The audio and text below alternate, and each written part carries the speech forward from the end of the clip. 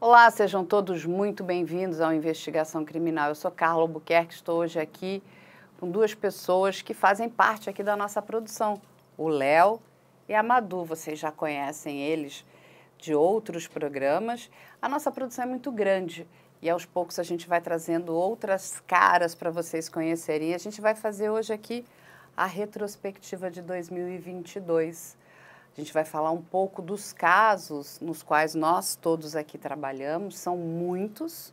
A gente vai contar as novidades do que vem aí para 2023. A gente vai falar também um pouquinho dos casos que estamos já trabalhando em 2023. E aí, moços, Léo e Madu, como é que estão? Tô bem. E você, Léo? Tudo bem, graças a Deus. Estão tímidos? Bacana a gente fazer essa retrospectiva para a gente entender um pouquinho como foi o ano de 2022 e certamente o que vai chegar aí para o próximo ano, que vai chegar muita coisa. A gente tem diversos casos já em produção para o começo do ano, para a gente trazer as pessoas aqui para serem entrevistadas, para a gente conseguir aprofundar o máximo possível em todos os casos que vem acontecendo e que chocam o nosso país, né? Sim. E aí, Madu, o que a gente pode esperar para 2023? Tem muitas coisas chegando pra gente nesse momento. Muitas coisas que precisam ser apuradas da forma correta, primeiramente, para a gente ter um conteúdo de qualidade e trazer a informação correta para vocês. Mas vai ter muita coisa nova, vai ter muitos entrevistados, vão ter muitos convidados com a gente aqui também para comentar os casos.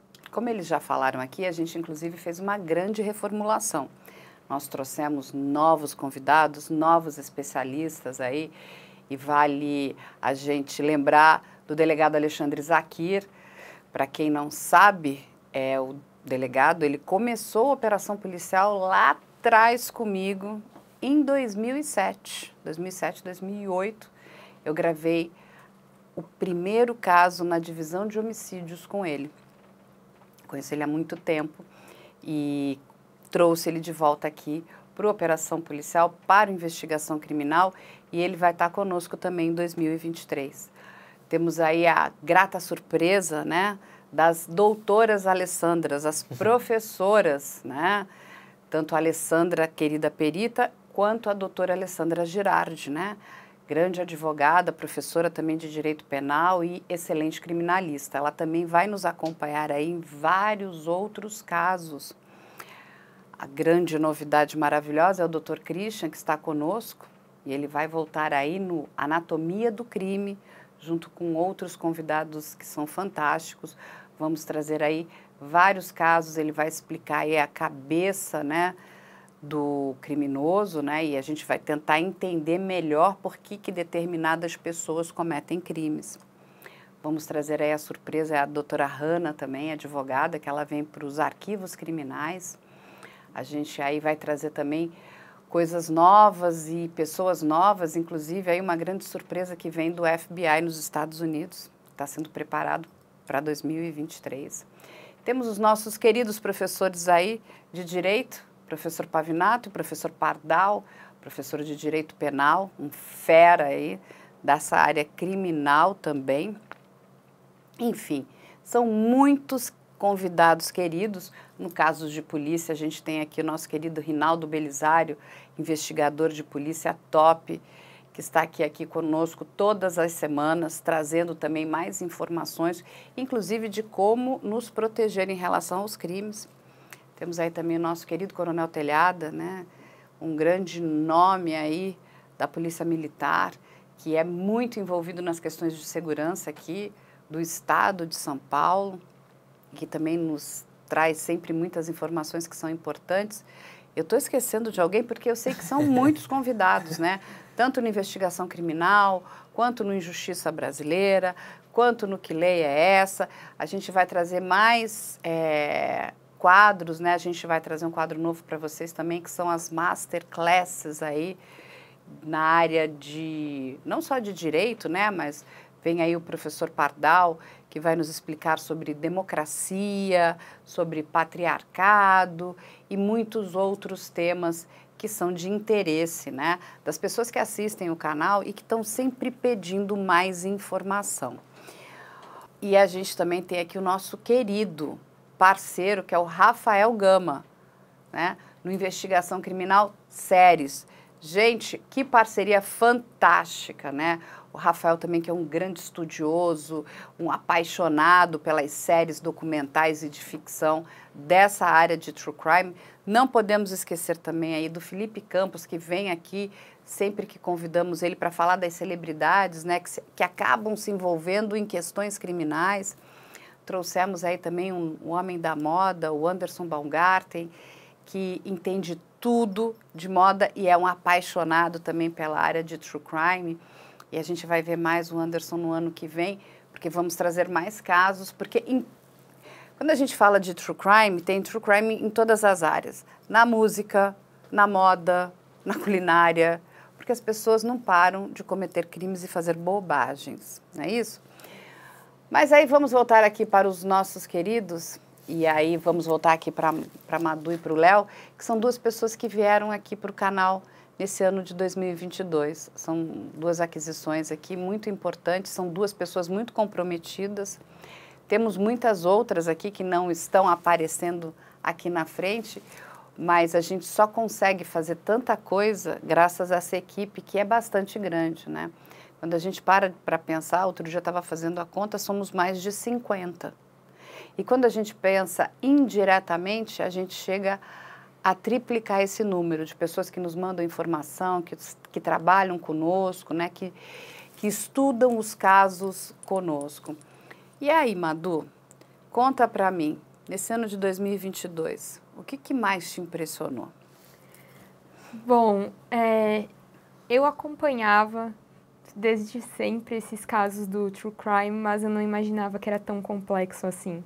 Tanto a produção quanto a resolução dos casos também. Como as coisas acontecem. E ter aqui a oportunidade de ver o passo a passo, de poder montar uma pauta, de poder conversar com as pessoas que estão envolvidas em um caso, poder entrar, né, nisso e poder também ajudar as pessoas de alguma forma, né, Léo? Eu sinto que isso é muito interessante, é muito interessante. A gente acaba se tornando um apoio das pessoas, né? Isso que é muito legal a gente ressaltar. Que as pessoas que passam pelos casos, ou familiares, amigos, e mandam pra gente estruturar esse caso, a gente acaba sendo a voz daquela pessoa, um apoio. Poxa, me dá um espaço para eu falar, deixa eu levar esse caso para vocês, quem sabe repercute um pouco mais. E assim, a violência ela precisa ser escandalizada para justamente alguma coisa ser feita. Então, esse também é nosso papel aqui dentro. E eu cheguei de uma outra área, né, Carla? Acabei pousando aqui na investigação criminal e vou falar para vocês que é muito diferente você sair de um lugar que você mexia com entretenimento quando você ir para um true crime, que é uma parte mais jornalística, que mexe com a vida de outras pessoas, que você tem que ter um apreço diferente, um apelo diferente, uma linguagem totalmente diferenciada, que você trata diversos tipos de público e, ao mesmo tempo, é um aprendizado, porque você aprende lá da promotoria, que estuda um pouco mais do processo. Você fala com o delegado, que te explica um pouco mais da investigação. Você conversa com um familiar, que te mostra um lado mais emocional. Então, você acaba reagindo a diversas áreas da investigação. Isso é muito interessante. Não, exatamente. Quando a gente trabalha com true crime aqui, e a gente E o que é o true crime? São crimes reais. A gente lida com a realidade.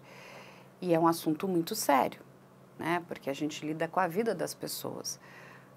Para estar aqui, alguma coisa precisa ter acontecido. Algum crime precisa ter acontecido, né? Então, nem sempre vai ser um crime de homicídio. Mas quando a gente fala em crimes, é algo muito grave. E eu sempre digo que o nosso papel, né, o papel da imprensa, dos documentaristas, também é de investigar. Mas é de investigar de forma muito séria, né? E se vocês pararem aqui para pensar aqui junto comigo, uma das coisas que mais me impactou aqui foi essa questão do quão importante é o trabalho da imprensa para esses casos.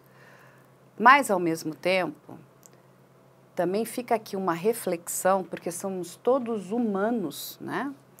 E precisamos entender que, por sermos humanos, também cometemos erros. A gente precisa, inclusive, quando descobre um determinado erro, a gente precisa, inclusive, cortar na carne. E quando eu digo que é cortar na carne, é não colocar o erro para debaixo do tapete, realmente mostrar, olha, tudo isso que vimos até agora não está correto. Precisamos trazer luz a essas informações, porque os casos, gente, de injustiça que chegaram aqui no nosso canal, nas nossas mãos, são muitos. E isso, ao mesmo tempo que você vê aqui um caso como o do menino Juan Maicon, que a gente tratou aqui no canal, que é de cortar o coração, a gente também tem os casos onde as pessoas não cometeram crime algum e foram colocadas no rol de criminosos, foram presas de forma injusta, e nós estamos tendo a oportunidade de também poder contar e mostrar esses casos. Porque não dá para jogar para debaixo do tapete, não é? Não querendo desmerecer a área de moda ou de beleza, porque são tão importantes quanto, mas não é assim, olha, se eu falar para vocês que está na moda agora o tom laranja, mas não era bem laranja, era, enfim, rosa-choque, eu não vou fazer mal algum. Agora, quando nós repassamos uma informação que não foi bem checada e não é correta, a gente está fazendo mal. E a gente precisa corrigir o mal sempre. Porque senão nós também estamos na teia da injustiça. Então, para mim, essa questão das injustiças, isso pesou demais. Inclusive, nos obriga aqui, né, acabamos ficando bastante sobrecarregados, porque quando a gente recebe um processo, a gente tem que sentar, ler, checar absolutamente tudo ali. E quando a gente vê um crime, e não, independente de que crime for, aquilo é um grande quebra-cabeça, com várias peças. E aqui nós já nos deparamos com quebra-cabeças um tanto quanto estranhos. As peças não se encaixavam, mas ali, né, tinha uma coisa, vamos forçar essa peça para ver se ela fica. E a gente fala, mas essa peça não faz parte. Tem alguma coisa estranha aqui. E aí eu vou trazer, talvez, um dos casos que mais me cortou o coração, que foi o caso da Raquel, de uma mãe que sofreu violência obstetrícia e na última gravidez ainda perde a filhinha dela. Tudo indica que aquilo foi um homicídio pela quantidade de ocitocina que essa mulher recebeu de forma errada de um hospital. E aí, vamos escutar um pedacinho do que a Raquel tem para falar? E eu lembro que ele pediu para pedir o cardiotoco, né, que é um aparelho maior. Ele tentou, e aquele não era o barulho do coração dela. Não era. Eu perguntei várias vezes se estava tudo bem, ele não me respondeu e saiu da sala, sem dizer uma palavra. Meu Deus. E naquele momento, meu esposo já estava quase chorando, eu já estava quase chorando, né, e eu falei para ele, não sei o que está acontecendo, mas ela precisa nascer. E a gente sozinha, eu falava, me ajuda, ela precisa sair, ela precisa nascer, ela precisa nascer. E ele não sabia se ele ficava se ele me abraçava, se ele ia lá na frente, porque não tinha ninguém para ajudar. Não tinha ninguém para ver se ela ia nascer, sabe? Se eu ia fazer força. Não tinha ninguém com a gente. E aí a gente ficou nisso. Eu acho que eu fiquei em trabalho de parto naquela sala até umas 10h30. Foi a hora que eu não senti mais a contração. Eu não sentia mais a contração. Eu ficava quieta. O meu corpo doía da ponta da cabeça até o pé todo. O meu corpo doía todo e queimava. E eu não tinha mais reação. Eu não conseguia mais abrir o olho. Eu lembro que eu lembro dessa entrar uma médica com a enfermeira toda nervosa, e só que eu não lembro delas escutar o coração do bebê. Nessa hora eu já estava em transe. O meu companheiro disse que elas não escutaram o coração da bebê, que elas tentaram por várias e várias vezes. Eu lembro delas me encostar, e na hora de encostar o aparelho eu abri o olho, sabe? Mas eu já estava num modo, Ou seja, sabe? ninguém te levou para um centro cirúrgico? Nada. Todo mundo viu ali. E aí ela saiu da sala e ele ficava rezando e ficava aquele silêncio e só um barulho de televisão, rádio, não sei. E a luz, assim, sabe? Aquela luz no meu rosto, e eu falava assim, gente, eu não sabia o que estava acontecendo, sabe? Eu falava, não, eu vou, daqui a pouco eles vão tirar ela, ou ela vai vir a contração de novo, né? Vai vir a contração e aí ela vai nascer. E eu ali não estava entendendo. Eu sei que eu fiquei mais um tempo assim, eu lembro que ele saiu do quarto, ele me deixou sozinha no quarto, ele foi, acho que atendeu o telefone, eu não me lembro, e ele voltou e encontrou o médico e falou assim para mim, você vai ter que ir para a cirurgia. E aí eu falei para ele, tá bom, então rápido, porque eu não vou resistir. E aí ele falava, vai, fica calma, vai dar certo, calma, vai dar tudo certo. E ele conversava com a neném na barriga e eu falava para ele, eu não vou aguentar, eu não vou aguentar, eu não vou aguentar. E eu lembro que ele disse que entrou mais uma médica para me examinar e ele disse que não escutou o coração da nenê. Foi apenas 3 atendimentos e a médica saiu, disse que estava tudo bem e logo em seguida entrou 2 enfermeiras batendo palma e falando assim, chega de folia, o bebê já vai nascer. E aí ele olhou e falou, ué, então silêncio aqui, ela nem reage mais, que folia é essa? E aí eu lembro delas me levantar, né, sentar na cama, porque eu já não estava assim muito ali, e eu lembro dele falar assim, pega a cadeira de roda. E ela falou, não, ela vai andando. Ela tá bem, imagina. Eu vou segurando ela vai andando na sala de parto. É ali, ó, é na outra porta. E aí eu fui andando, lembro que eu fui debruçada nela, meia cambaleando, e na hora que eu entrei na sala de parto, que já me sentaram, tinha acho que 2 médicas aqui, essa enfermeira ficou na minha frente, e ficou um rapaz aqui do lado. Eu não conseguia levantar o braço, assim, ó, eu não conseguia fazer isso. E aí eu lembro que eu ficava assim, e ela na minha frente me segurando, e eles só falavam assim, rápido. E a médica falou assim, como que ela tá ruim desse jeito? Aí a enfermeira falou, não sei. Ela estava bem até agora, eu acho que foi dela vir andando que ela ficou ruim. E eu não conseguia falar que eu já estava ruim. Era mentira aquilo. Era mentira. E aí eu senti 2 picadas nas minhas costas. Eu lembro que eu não reagia, né? Eu só lembro que falavam assim, fica parada que é rápido, fica parada que é rápido. Mas eu não conseguia ter movimento, nada. Eu lembro que quando eu deitei, que aí adormeceu aquela dor toda, né? Eu meio que dei uma despertada e aí eu olhei pro moço do lado e eu falei, eu vou vomitar. E aí ele pegou um negocinho e eu vomitei toda aquela janta, que era carne de porco, que eu sou alérgica. Que a reação é essa, né? Você passa e aí mal. eu passo mal. E aí eu vomitei toda aquela carne de porco. E aí eu voltei e vi que o meu esposo já entrou assim, do lado, já com o olho desse tamanho. Ele disse que já entrou, eu já estava aberta. Já estava tudo muito rápido. E eu lembro deles me chacoalhar assim, ó, eu na mesa, né, na maca, e eles me chacoalhavam assim, ó, muito. E eu falava, ué. E eles mexiam, e aquela queimação no meu olho não deixava eu ficar com o olho aberto. Eu não entendi o que era tudo aquilo.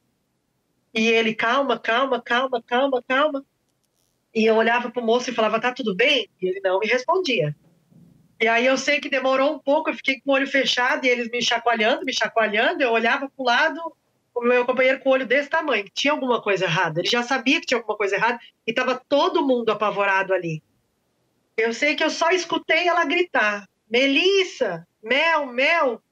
E aí eu fiz assim e ela saiu. Eu escutei ela gritar e sair. E eu fiquei com medo de olhar. E aí quando eu olhei pro lado, eu já vi o meu esposo fazer assim, ó. E eu não escutei choro. E aí eu fiquei parada, eu fechei o olho e fiquei, não, mas ela vai chorar, né? Ela vai chorar, estão limpando ela, estão, né? O Marcelo foi assim, né? Ela vai chorar, eles vão trazer ela para me ver. E eu fiquei ali parada, né? Aí ele saiu do meu lado. Quando ele saiu do meu lado, ele demorou um pouco. Isso, ó, eu entrei na sala de parto às 9 da noite. Eles me levaram para a sala de cirurgia à meia-noite. A Melissa nasceu à meia-noite e 25. Ela já nasceu sem vida.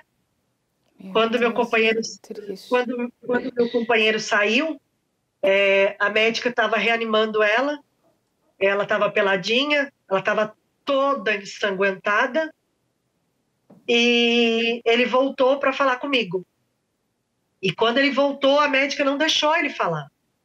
E quando ele voltou, ele falou assim, ele olhou para mim e eu falei, cadê ela? E aí ele falou, ela não resistiu. E aí eu olhei para ele e falei, como assim, não vai ter mais bebê? Ele lembra de eu falar essa frase, não vai ter mais bebê? Eu falei, como assim? E aí ele olhou, eu lembro que ele, do lado assim, ele olhava para cima. E quando ele olhou para cima, o médico que estava aqui fez assim, falou que ia me apagar. E aí quando eu ia ter aquela reação de, não sei o que eu ia, não sei o que eu ia fazer, se eu ia gritar, se eu ia chorar. Quando eu tive aquela reação de, cadê ela? Eu lembro que eu comecei parecia um desmaio, só que eu olhei para o lado e falei, eu vou morrer. E aí eu falei para ele, eu tô apagando. E aí no segundo apagar que eu ia falar, eu apaguei. E aí ele disse que eles me apagaram porque eu já estava com uma hemorragia. Aquele chute que eu senti na minha barriga foi o meu útero rompendo. Eu tive uma ruptura uterina gravíssima e ela ficou solta dentro da minha barriga. E aí, o que vocês acham quando vocês escutam o que essa mulher tem para dizer? Eu acompanhei o caso da Raquel desde o início, quando ele chegou aqui pra gente, e eu tenho que ressaltar aqui que eu sempre senti muita força vindo dela, apesar de tantos acontecimentos tristes que se sucederam na vida dela, e também ressaltar a coragem que ela teve de sair lá de Florianópolis e vir até São Paulo para participar da nossa live e querer contar a história dela. Ela falando, e também ela também veio participar do quadro Sofri Abuso, primeiramente, e depois ela veio para a investigação criminal, onde ela conta o que aconteceu com ela. E eu achei isso de uma coragem enorme. E a forma como ela conta os detalhes dos acontecimentos, né, é aterrorizante. Então, cara, quando a gente vê um caso como esse aqui, o da Raquel, não tem como não pensar que não foi um homicídio, né? Porque tudo que essa moça sofreu ao longo do tempo, e aí na última gravidez ela ainda perde o filho, o que me surge na cabeça é uma seguinte dúvida: como que vai ser a vida dessa moça depois de tudo isso, né? Vai ter que ter um acompanhamento durante quanto tempo? Como que ela vai reagir a certas ocasiões? Como que vão ser as emoções? Porque é uma ferida que dificilmente se cicatriza. Exatamente, porque essa mulher, ela estava completamente vulnerável. E é essa vulnerabilidade que é muito assustadora, porque quando a gente pensa, né, quem é vulnerável? Uma criança, um idoso? Não.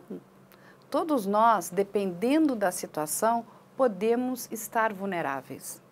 E ela, acreditando que estava na mão de profissionais, né, que estariam ali, inclusive, para resguardar a saúde dela e da bebezinha dela, olha o que acontece. Essa mulher só não morreu porque tinha um anjo ali e eu acredito que ela tem uma missão na vida dela. Eu, inclusive, falei isso muito para ela. De ajudar, inclusive, outras mulheres que tenham passado por esse mesmo problema. Mas é assustador, porque nós estamos falando de um grande hospital.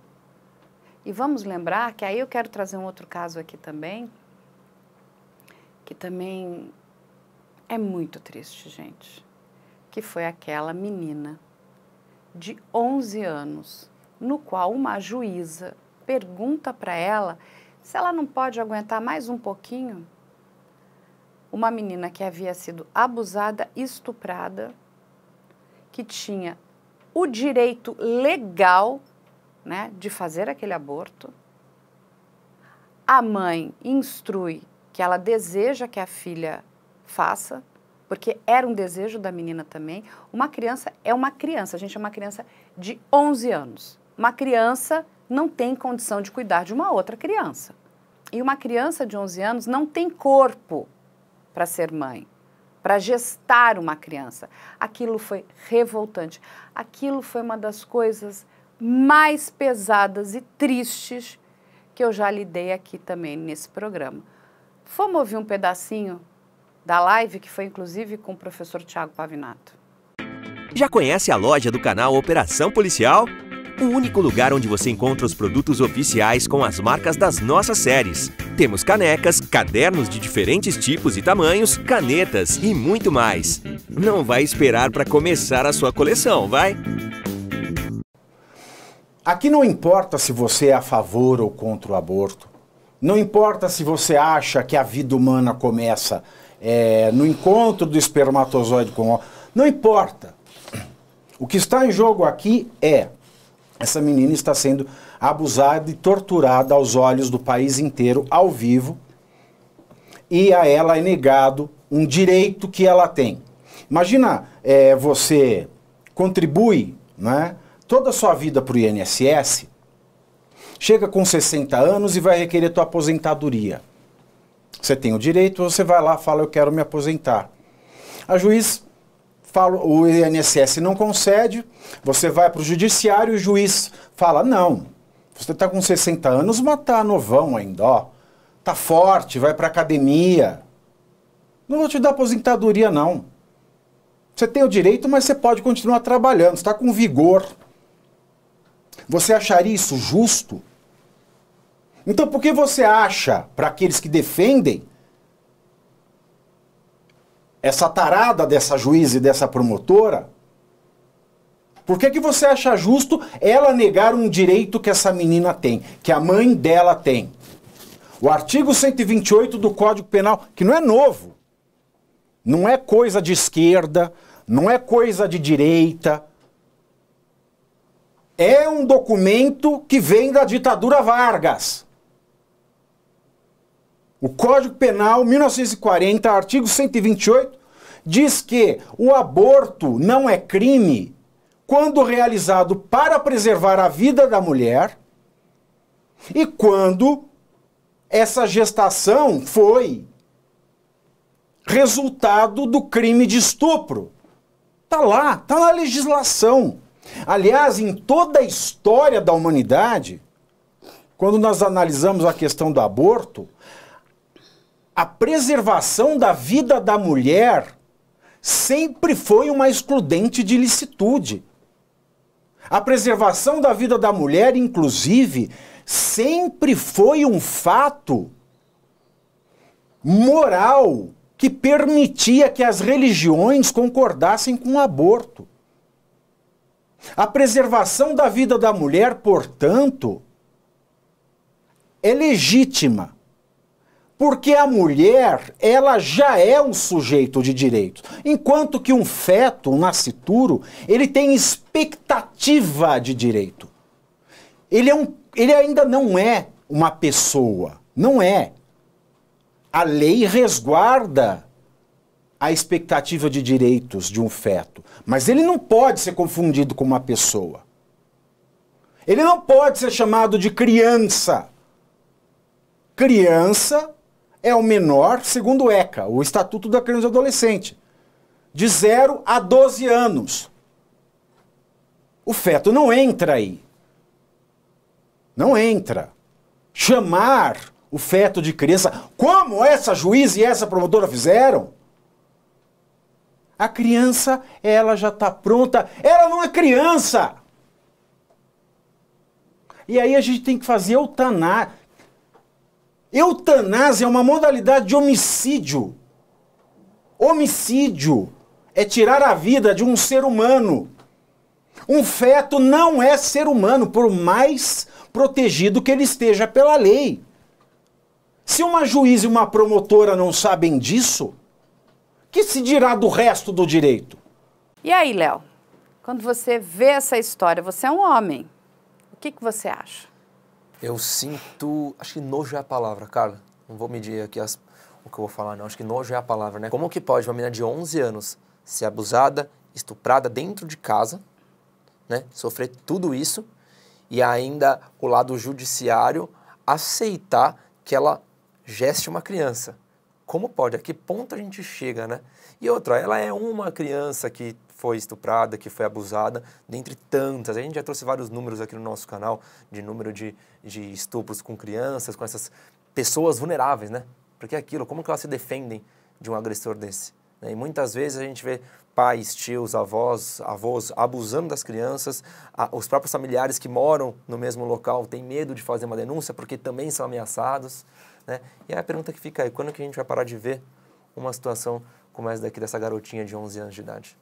É exatamente isso, Léo. E é o que eu vou perguntar aqui também para Maria Eduarda, a nossa Madu aqui, a nossa querida Madu. A gente também esteve aí com a Luciana Temer, que é do Instituto Libertas aqui, que faz um trabalho fabuloso com crianças, né, vulneráveis que sofrem violência, todo tipo de violência, né? Não só a violência física, a violência sexual, mas a violência doméstica, a violência psicológica dentro de casa.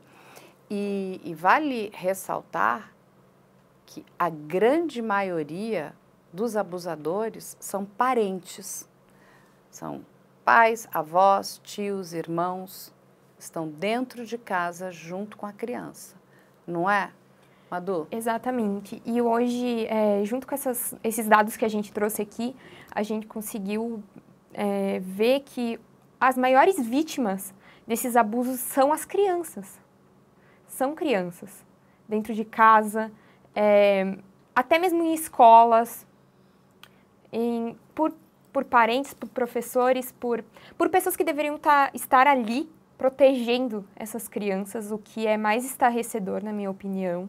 E, ao mesmo tempo que a gente está aqui falando de crianças, a gente recentemente teve o caso da menina de 11 anos no Espírito Santo, que matou a mãe a facadas com a ajuda do namorado de 14. Não. É assim, eu digo, é assustador. É assustador, mas vale lembrar aqui, deixar muito claro, que uma criança menor de 12 anos, né, pelo nosso Código Penal, ela não comete crimes, né? Essa menina está sob a tutela do Estado, né? Estão ainda verificando o que será feito com ela, né? Ela possivelmente vai para um abrigo, porque, pela última informação que o delegado nos passou, nenhum familiar quer ficar com essa menina. Porque vamos lembrar que essa menina, ela não só matou a mãe dela, ela matou a filha de alguém, ela matou a irmã de alguém, ela matou a sobrinha de alguém, ela matou a tia de alguém. E, infelizmente, gente, ela matou porque quis. Ela deixa isso, inclusive, escrito em um diário. Mas a gente tem um pedacinho aqui para vocês verem o que aconteceu em relação a esse caso aqui. É algo que, evidentemente, será apurado agora por uma outra delegacia, que é a DPCA, Proteção à Criança e Adolescente, uma delegacia especializada nisso. Esse fato certamente será apurado, porque certamente no depoimento especial que essa criança presta perante a vara da infância, o Conselho Tutelar, ela irá falar esse fato com mais detalhes. Exatamente, isso é muito importante o que o senhor falou, explicar para as pessoas que essa é uma informação que foi passada, né, pelo rapaz, o adolescente, mas que precisa ser verificada, para que, inclusive, vocês verifiquem a veracidade dessa informação, né? Não basta só uma fala, né, doutor? A gente precisa também verificar a informação. Mas deixa eu lhe fazer uma outra pergunta. Ela tem noção do que aconteceu? Ela entende que a mãe dela foi morta? Veja bem, Carla, como eu disse, eu tive uma conversa rápida com essa adolescente pela manhã. mas não foi uma conversa para interrogá-la. Eu nem poderia fazer isso. A gente não tinha essa condição de uma oitiva própria dela. A conversa que eu tive com ela foi em proteção, ver se ela estava bem cuidada, e na hora de entregá-la ao Conselho Tutelar.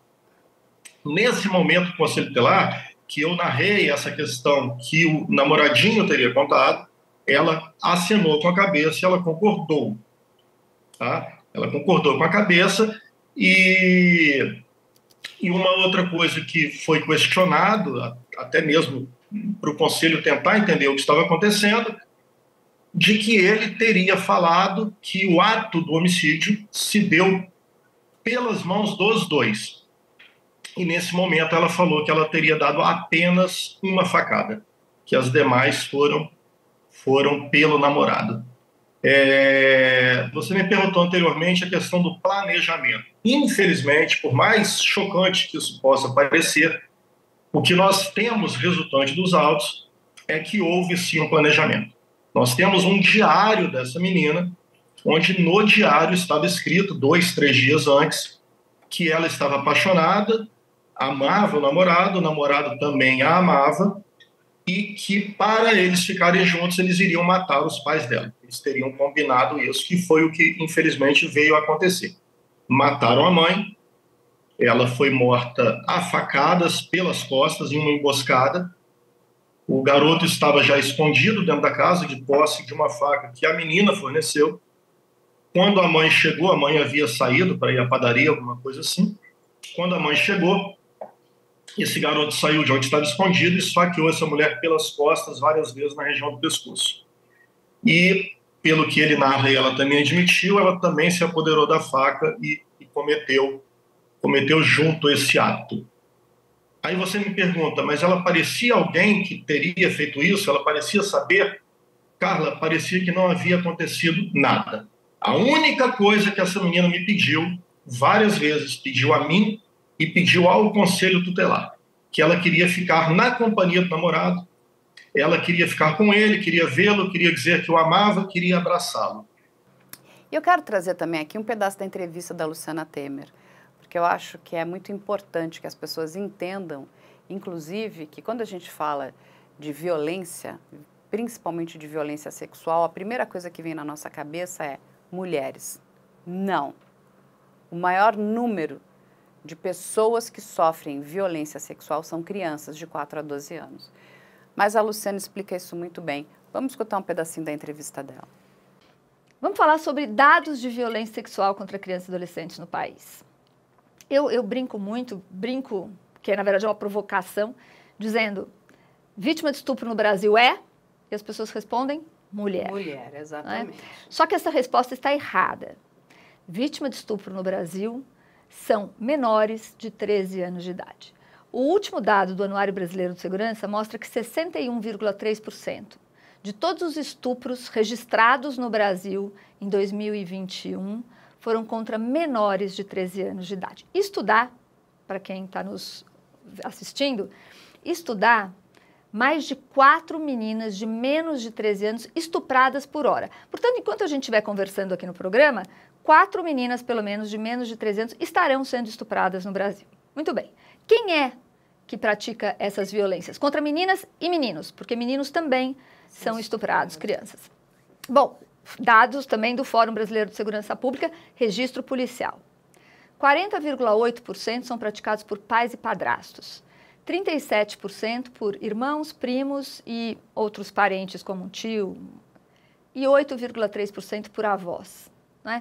Então, do que a gente está falando aqui? A gente está falando de uma violência que é dentro da família. Se esta violência acontece dentro da família, aonde é que esta criança pode encontrar um adulto de confiança para quem ele possa pedir socorro? E a figura do professor? Não, só vai ser o professor. Só vai ser o professor. Porque dentro de casa é impossível. É impossível. A professora, o professor, porque é o seguinte, gente, a gente tem que entender que esta violência contra crianças, violência sexual, ela é preponderantemente intrafamiliar. Portanto, se já é verdade que o silêncio impera nas questões de violência sexual, muito maior esse silêncio quando se tratam de crianças e adolescentes que são vítimas de violência dentro de casa. Mais de 75% dos estupros acontecem dentro da residência da vítima. E aí, Léo, esse dado é bem pesado, não é? É pesado, mas é bom a gente saber, né, Carla? É bom a gente saber, é bom a gente noticiar, porque quando crianças que são as vítimas maiores da nossa sociedade, a gente tem que se preocupar muito mais. E de acordo com o ECA, a sociedade é responsável pelas crianças, ou seja, nós somos responsáveis por tudo isso que está acontecendo. Então, pais, familiares, amigos, vizinhos, todos nós, a gente tem que colocar na cabeça que esse número ele não pode aumentar e ele tem que cair absurdamente. Porque como a gente tem que ficar indignado com essa situação. A gente não pode aceitar que crianças de 4 a 12 anos sejam abusadas como está sendo. E o Instituto Liberta, ele vem aqui para conscientizar essas pessoas, para dar um apoio, para ser um escudo, para ser um local de voz, né? Eu te escuto, vem aqui, conta sua história, eu te escuto, e o que a gente pode fazer para melhorar tudo isso, né? E eu acho assim, eu vou trazer mais uma informação, porque assim, a gente acabou, olha só, nós trouxemos o caso da Raquel, que sofre violência obstetrícia, inclusive perde a bebezinha dela no hospital. Aí a gente trouxe o caso dessa menina de 11 anos, que é estuprada, tem o direito ao aborto legal e o hospital se nega a fazê-lo, sem uma ordem judicial. Eu vou trazer mais um caso, que é o caso do Paulo Pavese. Vocês sabem, gente, que o professor Rodrigo Pardal, que está aqui com a gente, e ele sempre fala para mim, né? Ele fala, Carla, todo dia eu lido com casos muito difíceis e muito, né, pesados.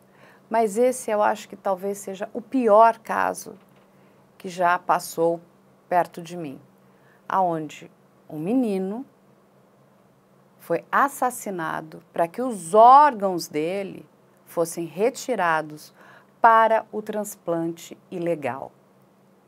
Isso é um crime horroroso. E sabe o que aconteceu com esses médicos? Até agora, nada. Estão livres. Apesar de já terem sido julgados, condenados, vêm recorrendo, né, nas diversas instâncias, né, o rito vem se comprovando que eles são todos culpados ali, mas eles estão soltos. Eles estão soltos. Um pai teve que ir embora do Brasil porque era ameaçado de morte. Gente, isso é pavoroso. É pavoroso. Esse também foi um dos casos que mexeu muito comigo. Mas eu quero trazer também um pedaço da live aonde tanto o professor Tiago Pavinato quanto o professor Pardal mostram a indignação deles em relação a esse caso. Então, eu já participei aqui de alguns programas. E eu confesso que, pelo fato de trabalhar com direito penal há 16 anos, ver processos criminais, inquéritos há 16 anos, nenhum deles me chocou. Ah, porque não são absurdos? São. Mas a gente, isso talvez seja triste, a gente se acostuma, talvez, até um certo nível. Esse caso foi o primeiro que me chocou aqui. Esse caso, ele é especialmente, ele é exponencialmente macabro. Eu, o tempo todo, me deparo, eu sou assessor e desembargador, com o processo do PCC. Eu não me sinto nem um pouco desconfortável de analisar um processo do PCC. Eu faço isso tranquilamente. Claro, resguardado o sigilo que eu tenho que ter no gabinete, porque eu não posso falar dos processos que eu estou olhando, mas esse tipo de caso, e eu falei isso para o Pavinato hoje, por telefone, me deixa mais preocupado e amedrontado do que qualquer caso do primeiro comando da capital que eu já vi. Nós não estamos falando aqui de um crime pontual, de um crime passional, não.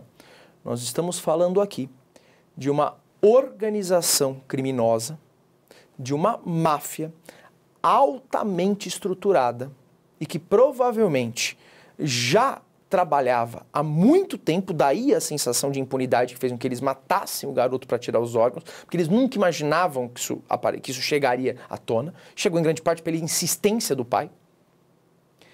De modo que, nesse caso, o que eu percebo é que a gente tem uma estrutura que vem a partir de pessoas do alto da sociedade, não pessoas marginalizadas, e que necessariamente está vinculada aos estratos mais importantes da sociedade.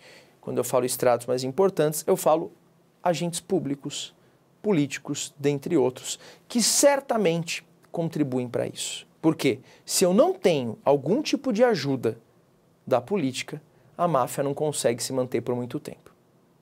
Então, esse caso, eu falo isso por quê? Porque você precisa de toda uma regulamentação administrativa. Para ter um centro de transplante de órgãos, você tinha um dos médicos, que é o réu, que era proprietário de um centro de transplante de órgãos. E esse mesmo médico participou do atestado de óbito, de morte cerebral do menino. O que é inaceitável, que é ilegal. O médico que participa do atestado da morte, principalmente no caso de morte cerebral, que permite transplante, não pode depois fazer parte da equipe de transplantes. Então, na verdade, o caso é macabro porque ele desafia qualquer percepção ou qualquer esperança sobre cidadãos ou sobre a humanidade. Porque você não consegue aceitar que alguém seja capaz de fazer isso ou que uma estrutura seja cooptada para colocar o dinheiro, o lucro, acima disso. O tráfico de órgãos por si só já é tenebroso, porque você está desviando os órgãos de uma fila única para fornecer para pessoas que pagam por isso. Obviamente, se você desvia, vão faltar órgãos nessa fila do SUS, que é a fila oficial, e pessoas vão morrer porque não vão conseguir o transplante a tempo. Mas nesse caso é especialmente tenebroso, porque um garoto de 10 anos foi morto com a única finalidade de retirada de órgãos. Então, esse caso, ele choca especialmente. Eu falo isso porque eu trabalho com processo crime há 16 anos. Eu conto nos dedos de uma mão quantos processos até hoje me deixaram chocados.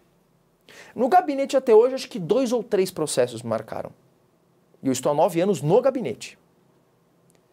Esse é o primeiro caso aqui que me choca exponencialmente, que me deixa profundamente deprimido com a situação. Porque é uma estrutura montada com essa finalidade. É muito perverso. Esses médicos, no que diz respeito à crueldade, e eu até acho que nem têm o direito de serem chamados de médicos. Concordo. Em razão da crueldade perpetrada, esses médicos estão, na minha opinião, no mesmo nível de perversidade de Joseph Mengele, que foi, por exemplo, o médico dos campos de concentração de Auschwitz, que faz experiência com preso. Não vejo diferença ética entre esses cidadãos. Carla, quando a gente estuda, até mesmo quando a gente vê filmes sobre a máfia italiana, a gente vê um respeito pela criança. Né? Homens da máfia matam outros homens, não matam crianças. Até que mesmo no Brasil, quando a gente vê ações do primeiro comando da capital, o PCC, em que eles vingam a morte covarde de crianças, nós entendemos que os piores criminosos, os criminosos mais sanguinários, mais assassinos, mais vis, eles têm, em certo grau, uma preocupação com a vida da criança. Esse caso do Paulinho Pavese, e quando eu vi essa foto ontem à noite, eu comecei a chorar, já era de madrugada, ele mostra o tamanho da sordidez, da crueldade, da falta de humanidade, da total ganância. Eu não tenho como qualificar esses 6 médicos que foram condenados, mas ainda continuam em liberdade porque a condenação não transitou em julgado. Porque eles mataram uma criança para obter lucro. Eles ceifaram a vida de um menino cheio de sonhos, cheio de esperança. Um menino que brincava e se acidentou para retirar os órgãos, ilegalmente, vender. Isso é uma economia de milhões, a venda, o tráfico de órgãos. E não só, a crueldade deles é tamanha que eles foram capazes de cobrar o pai da vítima. Eles foram capazes de cobrar um pai e uma mãe enlutados por um procedimento ilegal que eles operaram depois de terem assassinado esse menino. É uma coleção de absurdos, de crueldade que não tem tamanho. São 6 senhores que certamente fazem parte de uma máfia que existia há muito tempo antes desse caso, que pode ter ceifado a vida de tantas outras crianças, adolescentes e adultos, e pode ter continuado ceifando a vida de tantos outros, porque entre a condenação e o fato do caso Paulinho Pavese decorreram 22 anos. E eles cometem esse crime bárbaro porque não sabiam lidar. Eles foram pegos por esse crime bárbaro porque eles não sabiam lidar com as novidades da lei de transplante, que era recente, uma lei de 1997. E esse caso acontece no ano 2000. Vai ver que essa máfia, esse esquema existia há tanto tempo e eles estavam tão acostumados a saírem impunes e a ganhar tanto dinheiro com isso, que eles até se esqueceram de prestar atenção na lei para apagar os rastros. Então eles foram pegos pela relapsidão deles. Eles foram pegos por acharem que eles eram intocáveis, como qualquer mafioso. Os homens intocáveis, protegidos por autoridades da polícia, autoridades do judiciário, do Ministério Público, autoridades da política, porque não existe máfia sem participação na estrutura. Então esse crime ele é muito cruel.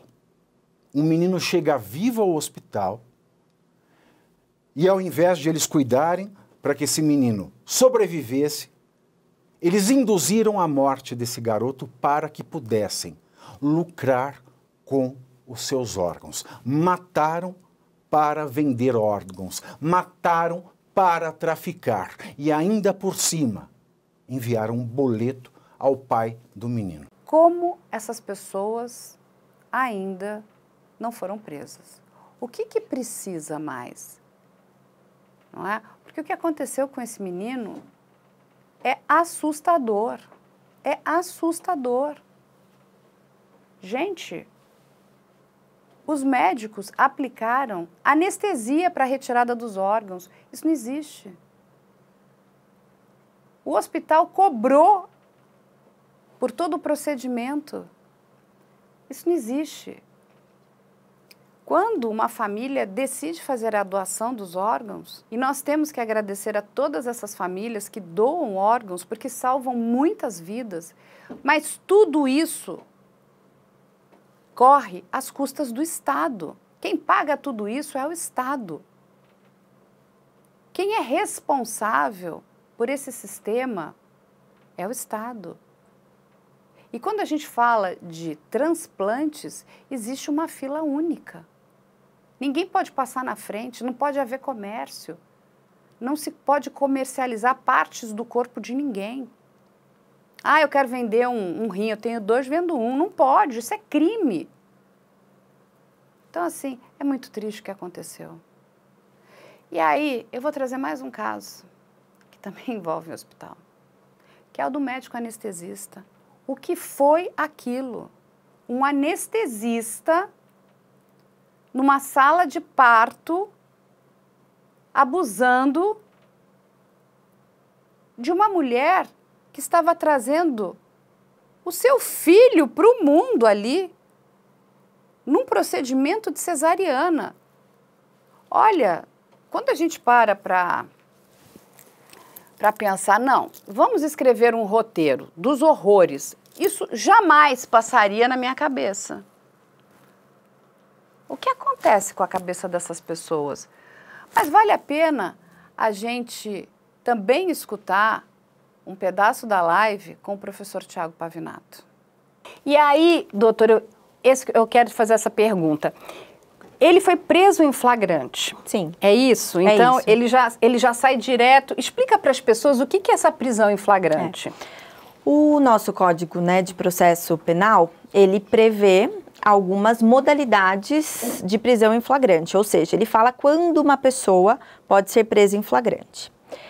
O que seria isso? Ela pode ser presa quando ela está cometendo um crime. Por exemplo, se a delegada, né, tivesse chegado bem na hora que ele estava cometendo, friccionando, isso seria um flagrante. Outra possibilidade, logo depois, quando você acaba de cometer a infração, que foi o caso, tá? Quando há perseguição, logo após, quando a pessoa está sendo perseguida, ou logo depois, quando ela é encontrada com objetos, né, no caso de um homicídio, com arma, por exemplo, com coisas que levem essa pessoa ao cometimento do delito. O caso dele foi flagrante porque ele havia acabado de cometer a infração, né? E assim, foi sensacional a filmagem, porque é irrefutável, né? E nesse caso, a gente tem que ressaltar o papel dos enfermeiros e das enfermeiras que estiveram trabalhando com aquele médico, que por mais que esse caso seja estarrecedor, aqueles enfermeiros tiveram um grande papel. A partir do momento que eles começam a desconfiar que alguma coisa está acontecendo, eles gravam uma cesárea ali de forma escondida, escondido. E eles conseguem provar e mostrar para a polícia o que esse cara... Não dá nem para chamar assim de ser humano, é monstro, né? O que esse monstro fez com essa mulher. E depois a gente vem a descobrir que ele não fez isso só com uma, né? Ele fez com várias. Normalmente, quando a gente vê um caso assim, né, Madu, de estupro em hospital, enfim, com outras características, não é só uma pessoa que acaba sendo a vítima, né? Já tem um histórico por trás disso, mas como você muito bem disse, parabéns aos enfermeiros que tomaram uma atitude e que sabiam, de alguma forma, que se só denunciassem pelo achismo não ia dar nada, porque não teriam provas concretas. Conseguiram colocar uma câmera escondida, gravaram o que esse monstro, que eu também não vou chamar de ser humano, fez e arruína uma vida, arruína uma família, né? Porque se a gente pensa que a mulher tá lá para realizar um sonho dela, porque se ela coloca um filho no mundo, muitas vezes pode ser a realização de um sonho. Ela está lá passando por todo aquele tumulto da gestação, por todas aquelas dores, e ainda tem um médico, que é a pessoa que você deposita a sua confiança. E essa pessoa que você depositou a confiança vai lá e te abusa. E a gente está falando de um abuso horrível, né? Escandaloso, de um estupro, enfim. É abjeto. É abjeto.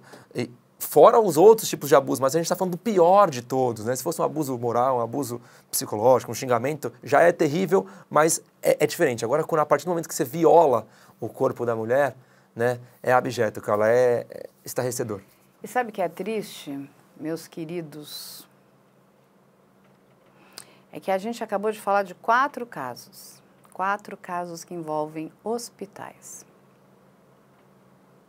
O da Raquel, o do Paulo Pavese, o da menina de 11 anos e o do médico anestesista. Mas não para só aí. A gente vai trazer aqui em 2023 para vocês, e eu me comprometi, porque eu comecei a receber muitas informações de que coisas muito estranhas aconteceram quando aquele menino no Rio de Janeiro, Henri Borel, chega no Barra d'Or.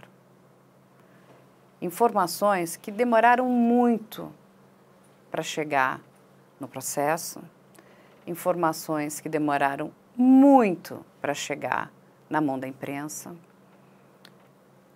E eu acredito que nós precisamos, e eu sei aqui que toda a minha equipe vai sentar aqui junto comigo, a gente vai olhar com lupa esse processo.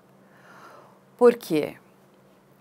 Passado algum tempo, o Barrador entrega uma radiografia que comprova que esse menino sofreu um pneumotórax bilateral. O que isso quer dizer? Que ambos os pulmões dele foram perfurados durante a intubação. Ora, se ambos os pulmões foram perfurados durante a intubação, esse menino entrou vivo no hospital. O que aconteceu? E a dúvida que paira aqui é, número 1, por que essa criança precisou de atendimento médico? Por que ela precisou ir até o Barrador? 2, o que aconteceu durante aquele procedimento que durou mais de 2 horas, entre massagens cardíacas, uso de ambu, intubação e uso de medicamentos como adrenalina. O que aconteceu?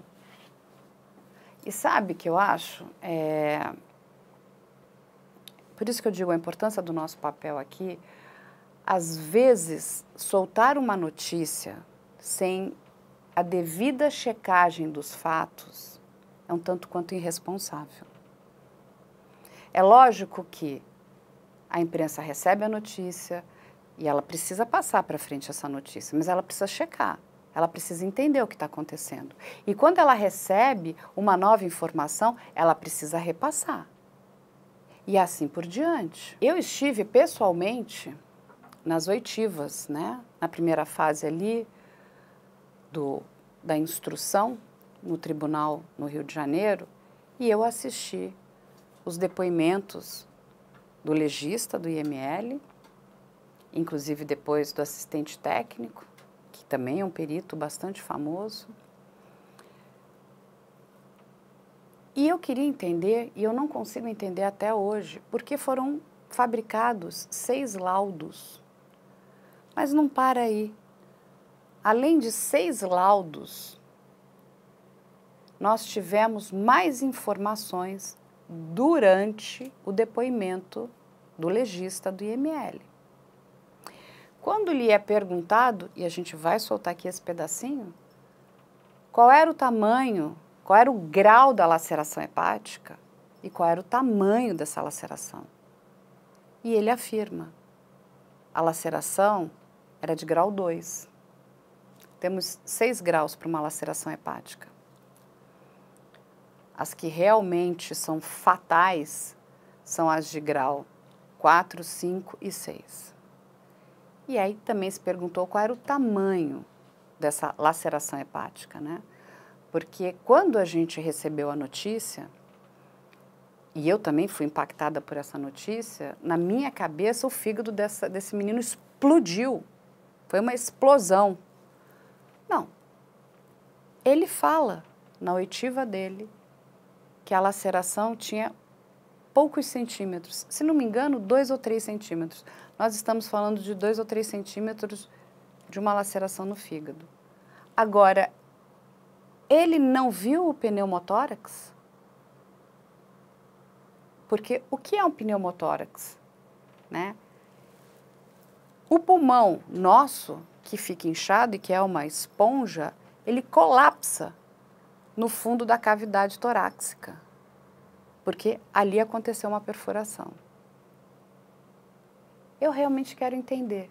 Eu tenho, de novo, eu falei aqui algumas vezes e há alguns dias que eu saí daquela oitiva bastante perplexa, que acho que não tem outra palavra, muito perplexa. E me senti enganada. E ao mesmo tempo também me senti irresponsável. Porque quando você se sente enganada, mas não toma providências, você é irresponsável. E o nosso trabalho aqui é passar a informação confiável. Então, para 2023, além de todo o trabalho que a gente faz, nós vamos soltar um podcast especial e voltado para o caso do Henri Borel. A gente vai entrevistar pessoas que nunca foram entrevistadas. E eu quero entender por que essas pessoas não foram entrevistadas. A gente vai olhar esse processo com lupa.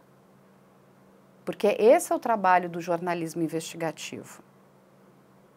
Entender por que algumas informações foram sonegadas. Porque quando você vai chegando e vai recebendo esse tipo de informação, por que essa radiografia demorou tanto tempo para chegar no processo? O que aconteceu naquele hospital? E eu não estou aqui culpando o hospital, mas que algo aconteceu, aconteceu. E muitas vezes, e a gente sabe até que naquele momento, para salvar uma vida, fatalidades podem acontecer. Não é? Porque principalmente se você está ali fazendo uma massagem cardíaca, e a gente já viu isso, inclusive a ficção mostra isso muitas vezes, né? Que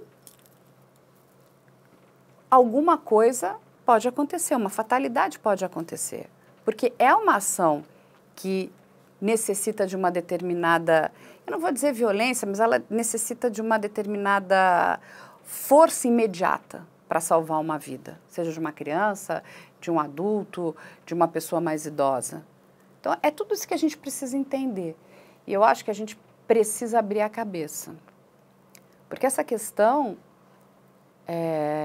que envolve hospitais tem me assustado. Muito. O senhor teria condições de informar a localização aproximada, se for o caso, e a extensão dessa laceração hepática? 4 centímetros, eu escrevi no laudo, 4 centímetros. 4 centímetros. Por 1 ou 2 de profundidade. E a localização dela? Próximo do ligamento. Perfeito. Bom, gente, falamos bastante aí de crimes que aconteceram, né, que de certa forma envolvem aí médicos, ambiente hospitalar, mas o crime não para aí. Conta pra mim, Madu, qual foi o crime que mais te chocou? Teve o caso da Amanda Albach, lá de Santa Catarina, que particularmente também me chocou muito. Toda essa investigação, o que esse delegado fez foi muito rápido, foi muito preciso e envolvia 13 estados. Porque a gente estava falando de uma menina que saiu do Paraná para visitar uma amiga em Santa Catarina, ela morre em Santa Catarina e esses sujeitos aí, os suspeitos, ainda não teve o julgamento, eles são presos no Rio Grande do Sul. Então teve muita força e união também das polícias para isso. E a gente também tem o delegado, o Dr. Bruno, que contou um pouquinho do que aconteceu com essa menina. Sim, não. Esse delegado foi sensacional. Ele conseguiu, inclusive, né, que os acusados confessassem o crime. Ele foi muito astuto. Vamos escutar um pedacinho da entrevista dele.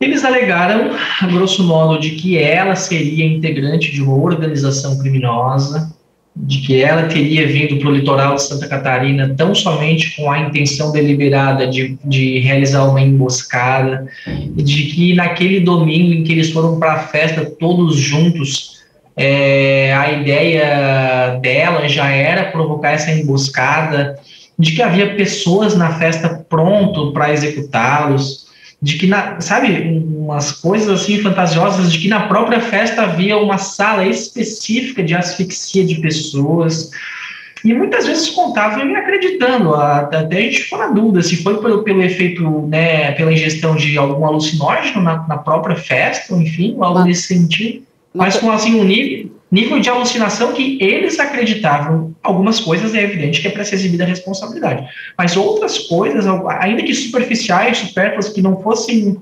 nem importantes para o esclarecimento, eles acreditavam e contavam acreditando naquilo ali.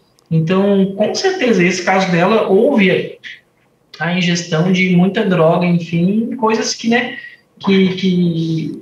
levaram uma paranoia. levaram uma paranoia e foram potencialmente causadoras, aliadas por alguns outros fatos, enfim, a praticar esse crime. E eles todos são usuários de drogas, doutor? Ah, sim. Agora, eles são envolvidos com alguma facção criminosa? Vocês conseguiram levantar essa informação? Eles são simpatizantes, né? Não são integrantes, de fato, dessa organização, mas algumas das medidas que foram adotadas, né, foram suficientes a demonstrar a familiaridade deles no tráfico de drogas ali na região em que ocorreram esses fatos, o manuseio, o porte de armas de fogo e desavenças com possíveis integrantes de outras organizações.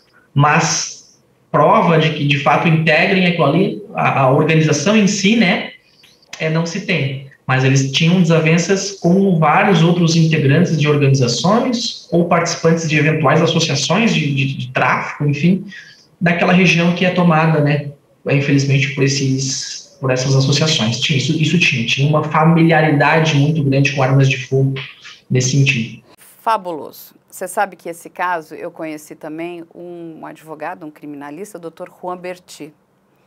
Acabei ficando amiga dele, né? Tenho um grande apreço. Eu vou até aqui, né, pedir desculpas. Eu acho que eu peguei um pouquinho pesado com o Dr. Juan Berti no dia que eu entrevistei ele, porque ele defende um dos acusados, mas ficou difícil para mim acreditar, né, na teoria, né, que o cliente dele criou. Vamos entender que o cliente é um réu confesso, mas ele está levando para ele toda a culpa, envolvendo grupos criminosos, né, como o Comando Vermelho. Aí começou a criar tanta história, né, começou a criar uma ficção tão bizarra, e que a menina fazia parte do comando, ela era um braço de uma organização criminosa. Gente, não rola, né? Falei, isso não. Vale a pena, vamos colocar um pedacinho dessa entrevista também, que é muito bom, e a gente volta aí com o Léo. Você quer ser membro do nosso canal? Confira agora os níveis disponíveis para vocês. Lembrando que você pode evoluir sempre. Nível Prata. Além de emojis e selos exclusivos, você terá acesso a cenas extras, vídeos só para membros e conteúdo antecipado. E também terá direito de vir conhecer nosso estúdio e acompanhar pessoalmente uma gravação. Nível Ouro. Você terá direito a todos os benefícios do nível Prata, mais acesso a entrevistas ao vivo pelo YouTube, prioridade na fila para visitar nosso estúdio e brindes a cada 6 meses de assinatura. Nível Platina. Além de tudo isso que já falamos, você sempre terá suas perguntas respondidas durante o programa e seu nome citado em agradecimento. Incrível, né? Sendo membro, você também ajuda o nosso canal a continuar sendo independente e trazendo informações de qualidade para vocês. Já escolha o seu nível e venha participar do nosso time. Ele disse que a Amanda veio do Paraná com o objetivo de fazer uma emboscada para a família dele. Paga pelo Comando Vermelho, tá? Mediante uma recompensa de R$25 mil, segundo ele diz, para que ele e a família dele fossem emboscadas dentro do P12, né? E fossem, então, levados até a morte por intermédio da Amanda, né? Então, ele cria essa narrativa e desde o primeiro momento nós buscamos validar essa narrativa, né? E buscar elementos que pudessem confirmar isso. E nós não conseguimos, né? Nós vasculhamos o processo do início até o fim e nós não encontramos essa narrativa. Mas ele tinha alguma ligação com o Comando Vermelho para ter medo do Comando Vermelho? Não, então, pelo que ele fala, presumia-se, ele é gaúcho, né? De origem gaúcha, então ele tem um sotaque gaúcho bem característico. E aí ele fala que eles estavam lá na região de Itapirubá, de Imbituba, e havia um receio na localidade de que ele fosse de uma facção do Rio Grande do Sul, que é a facção Bala na Cara, né? Pelo fato de ser gaúcho, basicamente. E aí parece que a facção local teria criado uma animosidade em relação a ele, pelo fato de ser estrangeiro e estar lá naquele local, e aí cria toda essa narrativa de que o Comando Vermelho viria, né, mandaria seus prepostos para executá-lo, bem como a sua família, né? E realmente nós buscamos elementos que pudessem confirmar isso, não encontramos. A própria Polícia Civil diligenciou nesse sentido também, buscando comprovante de algum depósito, alguma coisa nesse sentido que pudesse validar aquela versão. E ao cabo, Carla, nós já nos finalmente da instrução processual, após os trâmites judiciais e a audiência de instrução, nós percebemos que não se tratava apenas de um álibi que o Douglas invocava, né, para se defender, mas sim de uma verdadeira... ele realmente, aquilo que ele fala, ele acredita. Cara, esse aqui é mais um caso de uma jovem que tem a vida ceifada, né? E ela não é a única. Aqui no canal a gente pega crimes de homicídios todos os dias e vou te falar um que me chocou bastante, que envolve um serial killer, que é o monstro da favela Alba. Ele que, além de matar as pessoas, enterrava dentro da própria casa, uma casa de 20 metros quadrados. A gente fica até se perguntando, né, como que a pessoa consegue enterrar dentro da própria casa vários corpos, enfim. E além de enterrar os corpos, ele concretava pedaços de outros corpos, mas no final das contas a gente pode dizer que, de acordo com as investigações, com muito processo, muito trabalho de todas as polícias, ele foi condenado, né, a mais de 100 anos de prisão. E você falou de advogado de defesa, eu conversei com os advogados de defesa do caso e também me surgiu uma dúvida plausível, vou dizer assim, né? Porque durante a conversa eles dizem que o único motivo do cliente deles poder ser condenado é pelo fato de que ele ocultava os cadáveres. Aí eu fiquei me perguntando, mas espera aí, se ele não matou, na verdade, várias pessoas, como que esses corpos chegavam até ele? Porque se uma facção criminosa, vamos supor que uma facção criminosa, matava as pessoas, colocava dentro de um carro, levava até a favela Alba, aqui em São Paulo, deixava os corpos com ele pegava os corpos e enterrava. Fica meio estranho, né? Ele era o coveiro da facção, Ele era o coveiro da facção numa casa de 20 metros quadrados. É praticamente um John Wayne Gacy, né? A gente tem aqui a nossa versão nacional, né, brasileira do Gacy, que é um serial killer americano que enterrava, enfim, todas as suas vítimas na fundação da sua casa. Chegou a não ter mais espaço, ele começou a ter que enterrar no jardim. É uma coisa bizarra. E tem a história também muito boa, que é assim, essa daí, eu também me debrucei muito, que é da vovozinha serial killer, né? Que, enfim, a Netflix fez aí um documentário sobre esse caso dessa senhora, e eu acho ali que aconteceu ali uma imprecisão muito grande, porque ficou no documentário que essa senhora tinha feito a cova de todas aquelas pessoas, ela cavava as covas, né? E aí eu lembro que assim, a gente discutia aqui muito, eu falei, não, isso é impossível. Não só, até porque ela não era uma mulher tão velha, mas ela se colocava de uma forma como se fosse uma velhinha muito frágil. Eu falei, não, ela não tem condição de ter cavado essas covas. Não que ela não pudesse, ela até poderia, né? E aí eu fui conversar, eu lembro, com um professor de física e perguntei para ele quanto tempo levaria para uma pessoa cavar uma determinada cova, né, do tamanho aonde foram encontrados aqueles corpos. E aí eu lembro que ele chegou para mim e falou, a primeira coisa que ele perguntou para mim, mas como é que é o solo? Rijo, semi-rijo, arenoso? Eu falei, e tem diferença? E ele falou, lógico, né, porque para cada solo você vai precisar ou de mais tempo, ou de mais força, ou de um determinado equipamento. Inclusive ele começou a me explicar que a pá perde o fio, muitas vezes você tem aquela junção entre a pá, né, o cabo e a cabeça da pá, e ele vai se soltando, então você, enfim, precisa ou ter muitas outras pás, ou saber reenroscar aquilo, rearrumar, né? E eu falei, gente, mas essa história está estranha. E lógico, ele me passou essa conta, a gente colocou aqui no programa. Aí eu comecei a investigar e procurar, né? Não foi essa velhinha que cavou a cova. Ela contratava ex-presidiários, mas essa informação não está na série, nesse documentário da Netflix. E aí é que eu digo, né? São as imprecisões que vão criando as teorias da conspiração, né? Ela já havia sido presa anteriormente, então ela tinha essas conexões. E eram esses homens que iam até a casa dela, em troca de algum pagamento, e faziam as covas aonde ela acabava enterrando os corpos. Você pensa numa senhora cavar todas as covas, quando você vai num cemitério, enfim, você vê que para cavar, para colocar um corpo ali, tem 3, 4 homens fortes, assim, para conseguir, porque é difícil. E como você falou, né, tem o fio da pá, que é com uma faca, né, cara?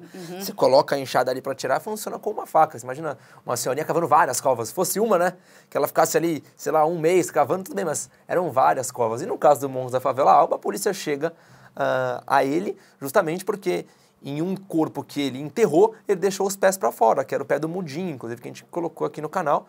E aí, assim que a polícia consegue ir mais fundo na investigação, inclusive não sabia que tinha outros corpos enterrados, e aí no outro momento, retorna à casa do condenado e encontra vários corpos, aí conhecem outras histórias, enfim, vizinhas começam a ajudar, e aí sim, dá no que deu, né? E aí, cara, esse caso é um caso que me impactou bastante, porque foi o primeiro caso de serial killer que eu peguei aqui no canal, desde que eu cheguei. O da Favela Alba é um caso bem forte. Pois é, né? Esse da vovozinha também é literalmente o ditado de quem vê cara não vê coração, né? Mas então, a gente também quer saber agora da Carla. Carla, qual foi o momento, o caso que mais te impactou em 2022? Conta pra gente. Todos os casos são muito impactantes, são muito fortes, né? São histórias reais. Mas eu acho que o momento que mais mexeu comigo foi quando eu tive que revisitar a história da Daniela Pérez. Porque eu vivi essa história.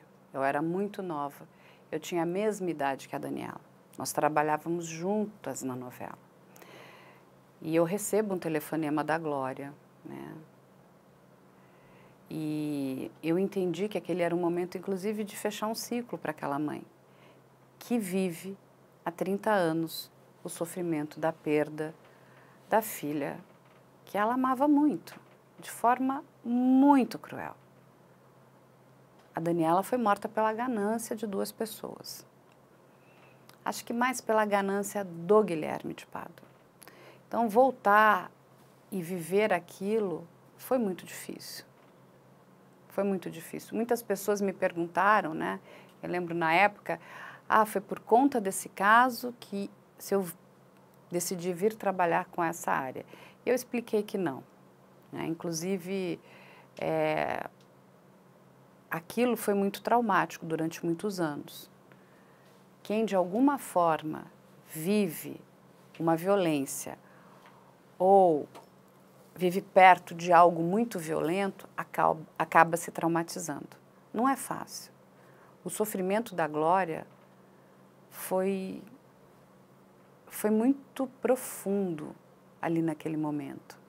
Era uma mãe que perdia uma filha de forma brutal, cruel, perversa, mesquinha.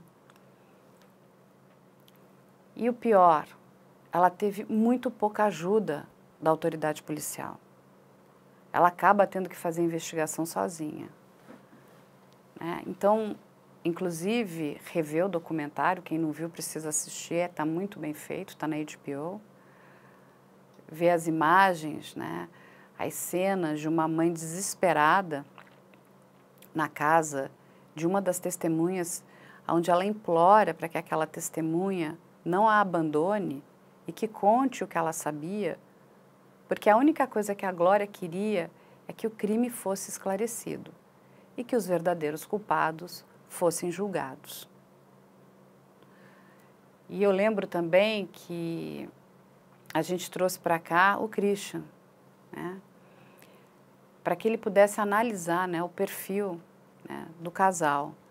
Ele traz ali dados muito interessantes e muito importantes em relação ao pacto, porque foi feito um pacto, né, um pacto cruel, brutal, mortal, para matar uma pessoa cheia de brilho, cheia de vida, que não fazia maldade alguma a ninguém.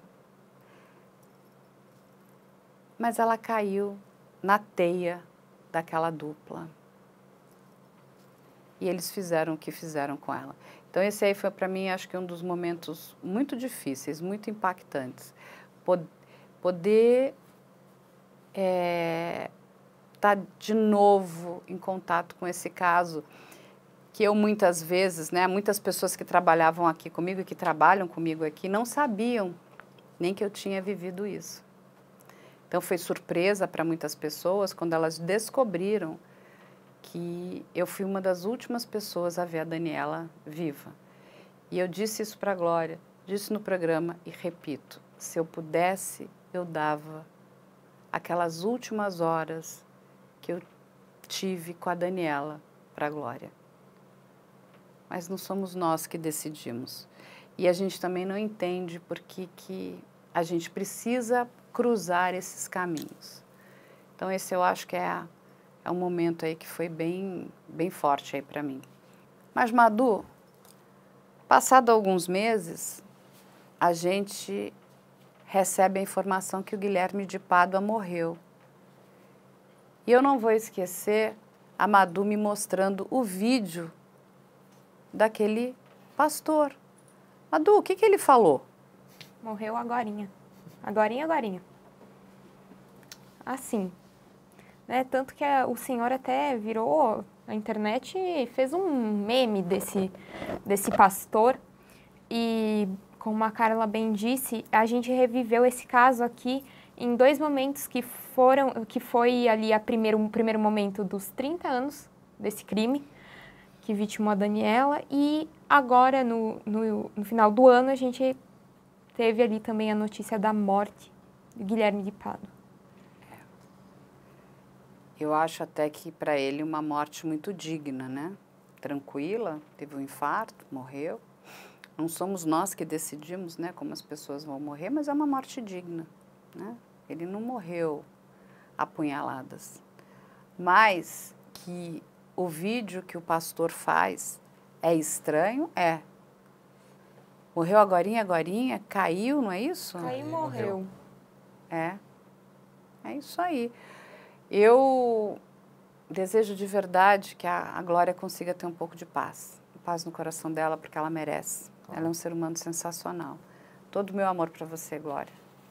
E a notícia do Guilherme é mais uma notícia que a gente trouxe aqui para o canal. É interessante a gente citar, né, Carla, que em 2023 a gente vai continuar aqui com a nossa central de notícias, trazendo as notícias mais quentes que envolvem atentados, serial killers, homicídios, estupros, enfim, tudo que envolve aí a área de investigação criminal e true crimes. A gente vai continuar trazendo para o pessoal aqui em 2023. E aí tem 2 momentos também que eu acho que são muito importantes. Eu acho que um foi o caso Dahmer, quando chegou aqui na nossa mão. Eu vou pedir um trechinho do vídeo com o Christian, ele explicando que o Dahmer não é um psicopata, né? De novo, né? Ele brinca, né? Os palpiteiros de plantão começam a dar, né? Todo mundo é psicopata. Então, se é serial killer, é psicopata. O Dahmer é muitas coisas, mas ele não é psicopata, né? E o Christian explicou isso muito bem. Esses são os traços psicopáticos.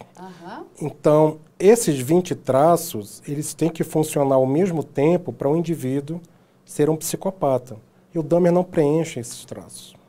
Ou seja, que aí eu vou pedir para trazer a tela 11, que é essa daqui, ó. Ele não é um psicopata. Isso. Ele é um serial killer. É um serial killer, exatamente. Então, essa imagem fala muito sobre o caso Dahmer e tenta esclarecer de forma didática para as amigas e amigos que nos assistem hoje, que vão assistir esse programa ainda, entender, mas era um serial killer. Mas não é psicopata? Mas como assim? Ele é psicopata e não é serial killer? Então, para ficar muito claro, serial killer é diferente de psicopata. Ele pode ser um serial killer sem ser psicopata. No entanto, é verdade que a ampla maioria, por volta de 90% dos serial killers são psicopatas, mas há uma diferença básica, né? Uma obrigatoriedade. Temos ali um território de 10% que entra o próprio Dahmer. Fazer a série com o Rafael também foi um tanto quanto impactante, importante, ver toda a garra do Rafael. Ele é um grande parceiro nosso aqui. E esse é um caso aí um tanto quanto chocante, né? Chocante, é chocante, é para quem tem nervos de aço. Mas é muito importante, né?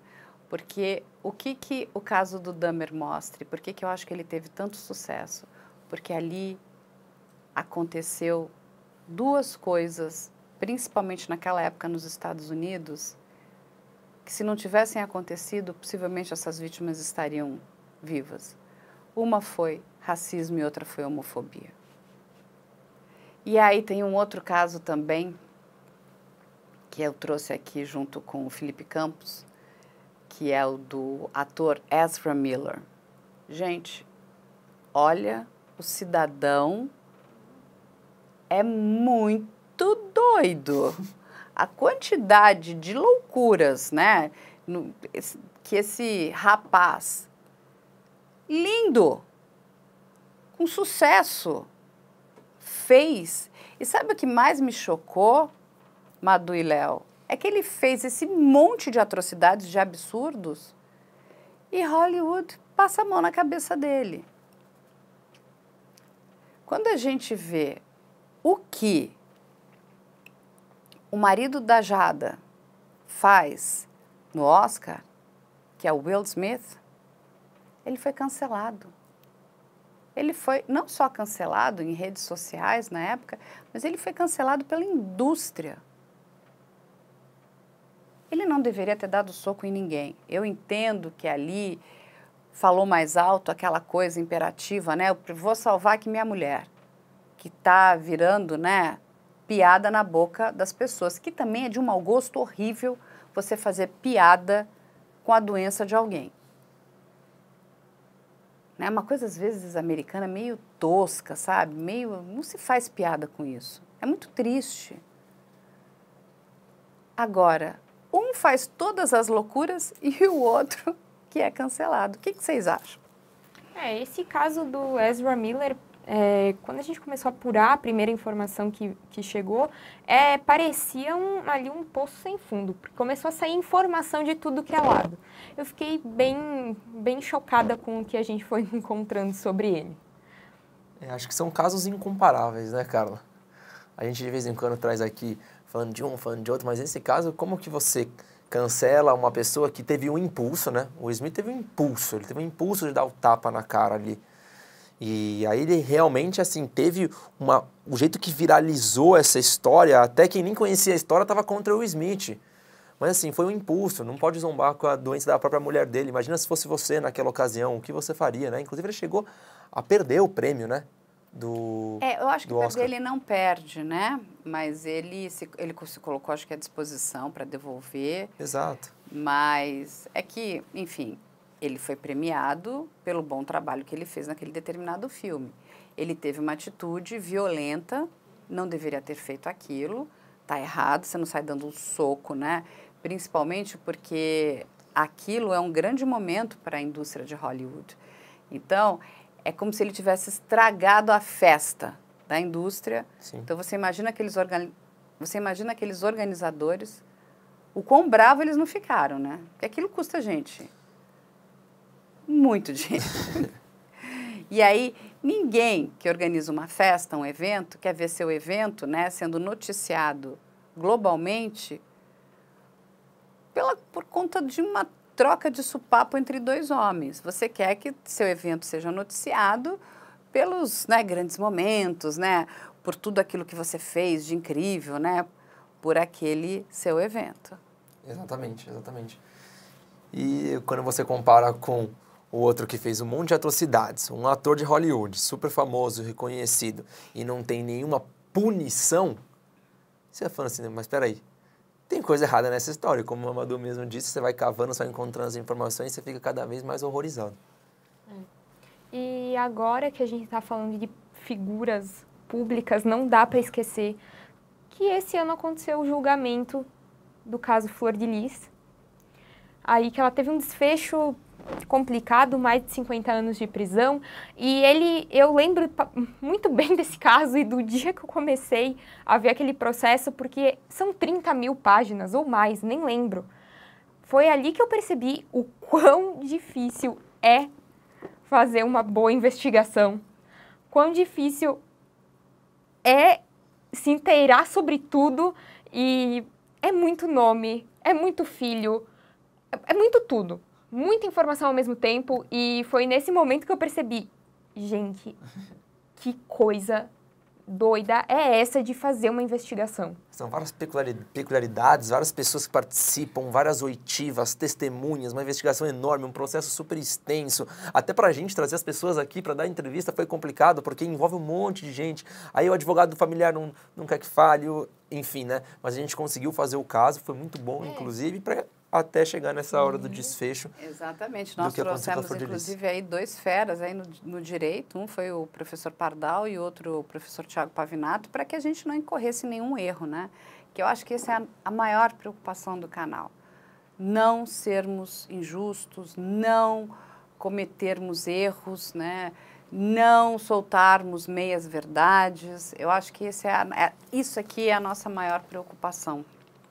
Até porque o canal Operação Policial é um canal independente, nós somos livres, né? Uma vez uma pessoa me perguntou, eu achei até engraçado, o que faz vocês escolherem um determinado caso, né? Aí uma pessoa me pergunta assim, alguém pagou para vocês escolherem aquele caso? Eu falei, não, gente, ninguém paga absolutamente nada para a gente aqui, né? Os fundos da produtora, né? Eles são ligados a muitos projetos, né? E é lógico que nós temos aí vários membros do canal que colaboram, né? Estão ali assinando o canal e isso também ajuda aqui a gente para que a gente possa fazer mais e melhor. Mas não existe pagamento e eu jamais aceitaria qualquer pagamento. Porque quando você recebe dinheiro para fazer alguma coisa, aí você passou a ser o fornecedor de alguém. E eu não sou fornecedora de ninguém. Ninguém da nossa equipe. Ninguém. Os casos são escolhidos da seguinte maneira. Nós recebemos, nós estudamos, nós vamos entender a complexidade daquele caso. Então, enfim, é um caso que ganhou muita repercussão na mídia. Então, existe uma urgência da gente passar informação. A gente vai começar a trabalhar e estudar naquele caso. Mas, muitas vezes, a gente dá uma recuada porque a gente entende que não tem informação suficiente ou o processo corre em segredo de justiça.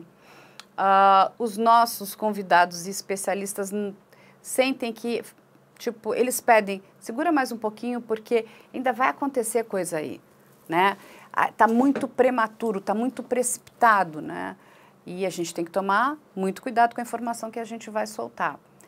Em outros momentos, nós recebemos casos que vêm de pessoas que são muito simples. É como a Madu falou aqui, me ajuda. E a gente olha ali e a gente fala, meu Deus, a gente precisa ajudar essa pessoa. Como é que a gente ajuda? A gente ajuda trazendo o caso para o canal. Aí, correndo atrás das informações, a gente vai trazer tudo que a gente descobriu para que a gente possa, de alguma forma, contribuir, né, com aquele determinado caso. E aí a gente está falando de pessoas, às vezes, muito simples. Nós trouxemos aqui o caso do Juraci, que perdeu tudo, né? E que estava lá sendo destruído pela máquina de moer carne do Estado, que cometeu vários erros na investigação. Nós trouxemos também aqui, que vai chegar para vocês em breve, o caso do Alexandro. Gente, o delegado sabia e sempre soube que ele não era uma das pessoas que estava envolvido num determinado roubo, mas ele foi colocado. E aí é naquela coisa, dane-se, não é você, mas é você que eu encontrei agora nesse momento e você vai fazer parte do processo. O que é isso? Essas coisas são horríveis, não é? De novo, eu falo e vou repetir aqui 1 milhão de vezes. Nós adoramos e precisamos da nossa polícia, mas nós gostamos do bom trabalho policial. Esse trabalho que é feito de qualquer jeito, pelo amor de Deus, né? Ninguém merece. Ninguém merece. E a gente também vai ficar muito atento em cima desses casos. Então, as coisas, elas chegam das mais diversas formas na nossa mão. E a gente vai trabalhando. A gente tem uma demanda muito grande dos casos internacionais. São mais complicados, né, de serem estudados, inclusive, né? porque requer aí um trabalho de pesquisa ainda maior, né? De arquivos que estão em outros países, mas estamos trazendo, né? Então, a gente traz o caso e eu acredito que ele chega na hora certa e da forma madura. Mas sempre de forma livre e independente. Isso a gente precisa deixar muito claro. Nós somos completamente independentes. Isso aí, Carla. Inclusive, para 2023, a gente vai continuar com os outros quadros, além da investigação criminal, nós vamos continuar com sofrer abuso, nós vamos continuar com injustiça. Inclusive, foi muito bacana fazer uma entrevista com o advogado do Marcos Mariano, no quadro Injustiça. Ele que, na verdade, começou como advogado do Marcos e se tornou um grande amigo. Inclusive, ele se emociona na entrevista, né? O Marcos Mariano, ele foi injustiçado 2 vezes. Ele foi preso injustamente 2 vezes e no dia que ele recebeu um valor X do Estado, no mesmo dia que o advogado liga para ele avisando que o valor estava liberado, ele morre dentro da própria casa, morreu dormindo, né? Esse é um caso que me chamou bastante atenção porque a gente vê que realmente existem os bons trabalhos policiais, isso é fato e é isso que a gente quer ver cada vez mais, mas também existem os trabalhos errôneos, os trabalhos que são feitos pelas coxas. Esse é um caso. E vale lembrar que tem mais. Tem os muito famosos. Escola Base. Bruxas de Guaratuba. Emasculados do Pará. E não para aí não, gente. E você sabe que todos esses casos que envolvem grandes injustiças mexem muito com a gente. Mexem muito com a gente. Porque eles não só mostram que um crime não foi desvendado, mas outros foram cometidos. Porque quando você coloca inocentes no rol de criminosos, isso é criminoso. Em relação ao caso das Bruxas de Guaratuba, né, que é o caso Evandro, o famoso caso Evandro, você sabe que eu não sosseguei, né? Eu ainda vou trabalhar nesse caso e eu quero descobrir o que aconteceu com esse menino, o Evandro Caetano. Mas isso eu não prometo nem para 2023, nem para 2024. Isso é um projeto que eu quero entender o que aconteceu. Agora, de fato, estamos debruçados todos aqui e acabou se tornando uma coisa muito grande aqui dentro, é o caso do menino Henri Borel. A gente vai procurar ali pelo em ovo, gente, até a gente entender o que aconteceu. Meus queridos, eu desejo para todos vocês que 2023 venha com muita energia boa, que vocês tenham um ótimo final de ano.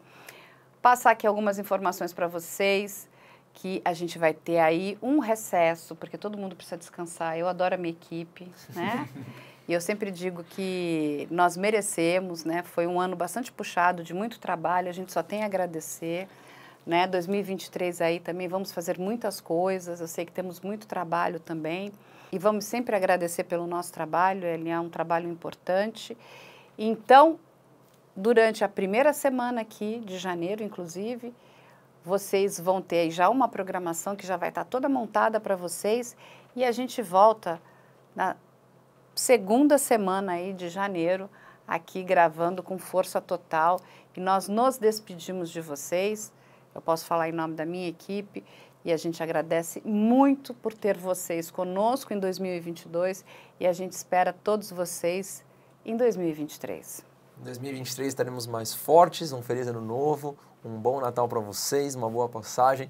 Em 2023 nos veremos. Nos veremos, então. E é isso aí, gente. Um beijo grande e até 2023, que está logo ali.